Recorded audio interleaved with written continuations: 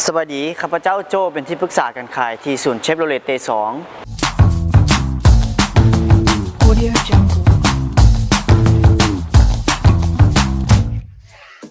รถกระบะในท้องตลาดทุกยี่ห้อหลายๆรุ่นจับกลุ่มลูกค้าที่แตกต่างกันเช่นรถที่น้ำหนักเบาเพื่อประหยัดน้ำมันเน้นการใช้งานในตัวเมืองหรือการขับขี่ทั่วไปรถกระบะเชฟโรเลตคันนี้เป็นรถกระบะสายพันธุ์อเมริกา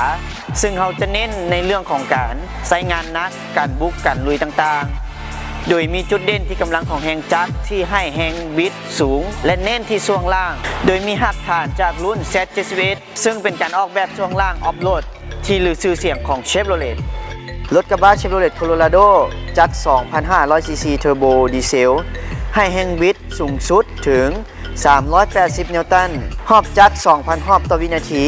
แฮงบิดที่หอบ 2,000 นี้จะช่วยให้ท่านเร่งแซงหรือขึ้นค่อยโดยใช้หอบตามและประหยัดน้ำมันสูง 16 กิโลเมตรต่อลิตรถือว่าเป็นรถกระบะที่มีความประหยัดน้ำมันหลายยังมีระบบความปลอดภัยสูง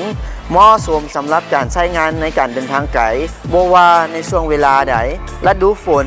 ทางเปียกทางมืนทางทุรกันดารรถกระบะคันนี้ก็จะพาท่านเดินทางด้วยความปลอดภัยย้อนมันมีระบบตัวช่วยเรื่องเบรกเช่นระบบ ABS EBD EBA TSC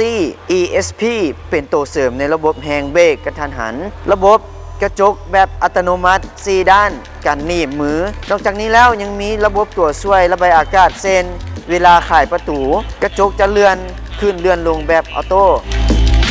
ท่านสามารถติดต่อที่ปรึกษาการขายหรือข้าพเจ้าได้ที่เบอร์ 020 766 7778